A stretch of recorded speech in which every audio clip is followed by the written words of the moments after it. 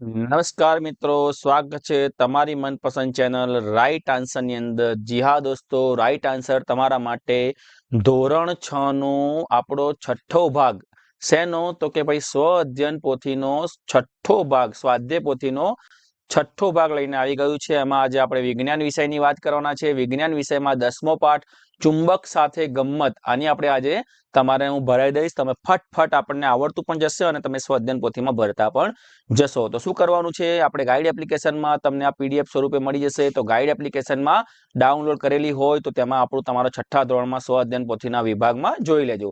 જે પણ મિત્રો હજુ સુધી ચેનલને સબસ્ક્રાઇબ નથી કરી, લોકો સબસ્ક્રાઇબ કરી દો। વિડીયોને દોસ્તો લાઈક કરવાનું ભૂલવાનું નથી અને હા, કમેન્ટમાં યસ સર તો લખવાનું જ છે, બરાબર। ચલો ત્યારે નીચે આપેલા પ્રશ્નો માટે સાચો જવાબ પસંદ કરો અને તેનો ક્રમ આપણે ચોરસમાં લખવાનો છે। નીચેના પૈકી કઈ જોડ ચુંબકીય પદાર્થોની છે? કઈ જોડ ચુંબકીય પદાર્થો કે ચુંબક સાથે ચોંટી જાય? તો જો આમાં તાંબાની પટ્ટી ને કાગળ, બરાબર, તો આ ના ચોંટે। સ્ટીલની ફૂટપટ્ટી અને પેન્સિલ, તો પેન્સિલ ના ચોંટે।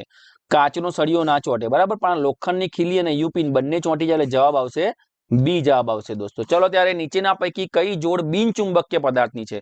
ચોંટે નહીં એવું તો લોખંડ ચોંટી જાય, અહીંયા ચાવી ચોંટી જાય, અહીં લોખંડની ખીલી ચોંટી જાય, અહીંયા કાગળ અને ચામડું એવું છે કે બંનેમાંથી એક કે ચોંટે નહીં, એટલે કે જવાબ આવશે ડી। ચલો ત્યારે ચુંબકમાં કયા ધ્રુવ હોય છે? તો ચુંબકમાં તમને ખબર છે એન અને એસ, એટલે કે નોર્થ અને સાઉથ, એટલે કે ઉત્તર અને દક્ષિણ ધ્રુવ હોય છે। ચલો ગજ્યા ચુંબકમાં લોખંડનો ભૂકો સૌથી વધારે ક્યાં ચોંટેલો હોય છે?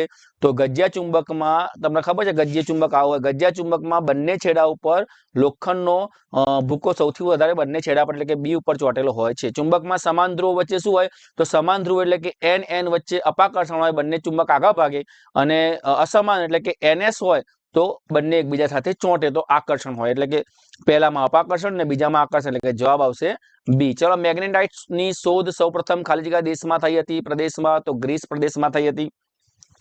જે પદાર્થો ચુંબક તરફ આકર્ષાય તેવા પદાર્થોને ચુંબકીય પદાર્થો કહેવામાં આવે છે, અને જે પદાર્થો ચુંબક તરફ આકર્ષાતા નથી તેવા પદાર્થને બિનચુંબકીય પદાર્થો કહે છે।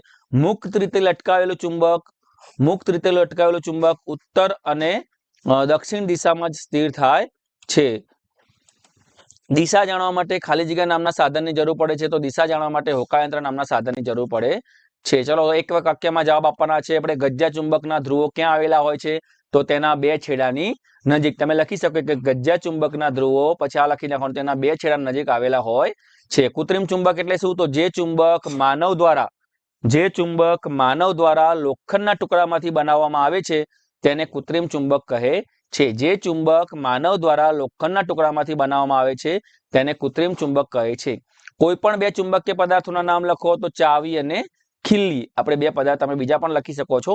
કોઈ પણ બે બિનચુંબકીય પદાર્થ, તો દીવાસળી અને પથ્થર, જે ચોંટે નહીં એવા।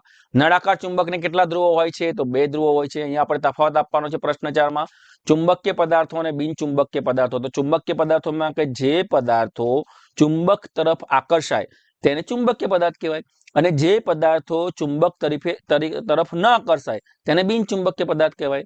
આવા પદાર્થોને આપણે કૃત્રિમ ચુંબક બનાવી શકાય, પણ બિનચુંબક પદાર્થોને આપણે કૃત્રિમ ચુંબક બનાવી શકાતા નથી। ઉદાહરણ લઈએ તો ચુંબકીય પદાર્થોમાં લોખંડ, નિકલ, કોબાલ્ટ અને સ્ટીલ આવે।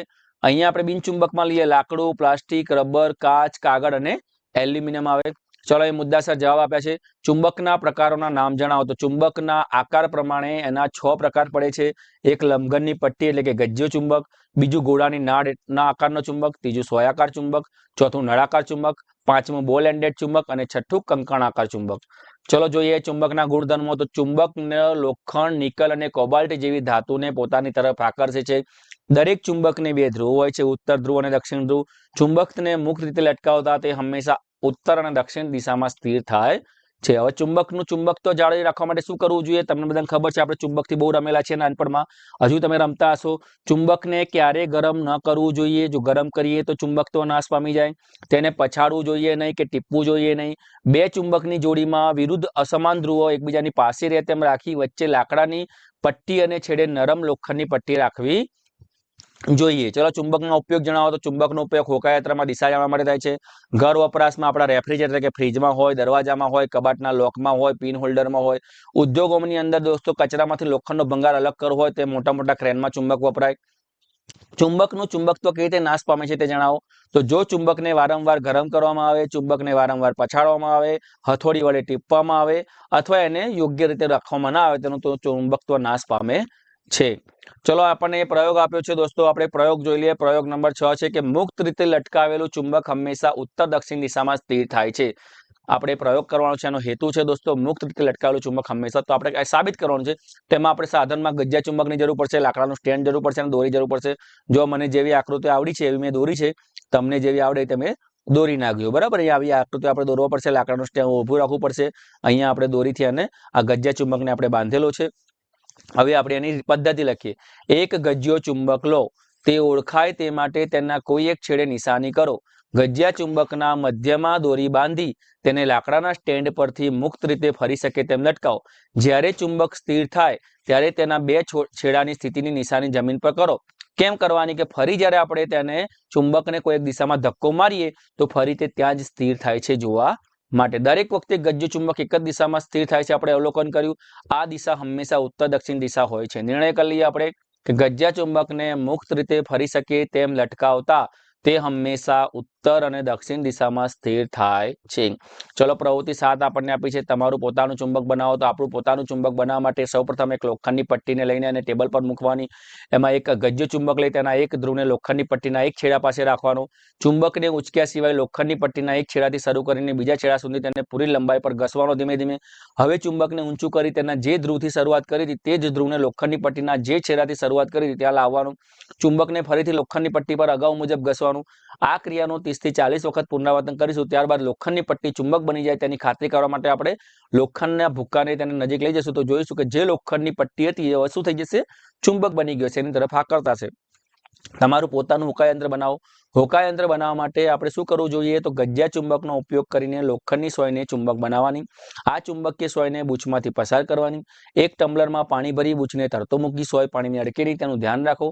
આ તમારું આપણું સાદું હોકાયંત્ર તૈયાર થઈ ગયું. પાણીમાં તરતા બૂચની સોય કઈ દિશા દર્શાવે છે તે નોંધો અને બૂચને વિવિધ દિશાઓમાં ફેરવી સ્થિર થાય ત્યારે સોયની દિશા નોંધો. હંમેશા આપણને ખબર છે કે એન અને એસ દેખાશે દોસ્તો. ચલો પ્રોજેક્ટ વર્ક આપણને આપે છે, તમારી આસપાસ ઘણા બધા પદાર્થોને એકઠા કરો અને તે પૈકી કયા ચુંબકીય બધા પદાર્થો છે એમાં ચુંબકીય અને બિન ચુંબકીય પદાર્થોમાં આપણે એનું વર્ગીકરણ કર્યું છે. ચલો ચુંબકીય વસ્તુ જોઈએ, ચાવી, નિકલનું પાત્ર, જે બધું એ ચુંબક સાથે ચોંટી જાય. ટાંકણી, કોબાલ્ટની ધાતુ, ખીલ્લી અને સોય.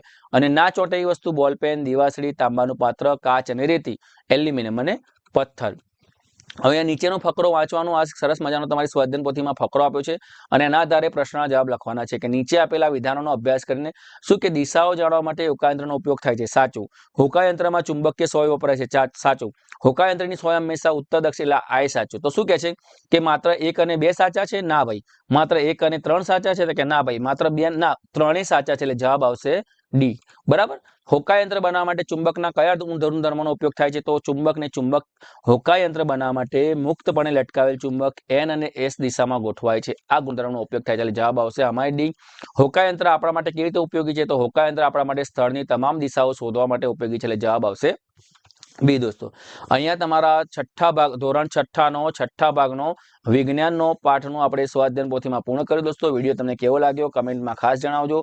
સૌને જય હિન્દ, જય ભારત, ટાટા, બાય બાય, આવજો.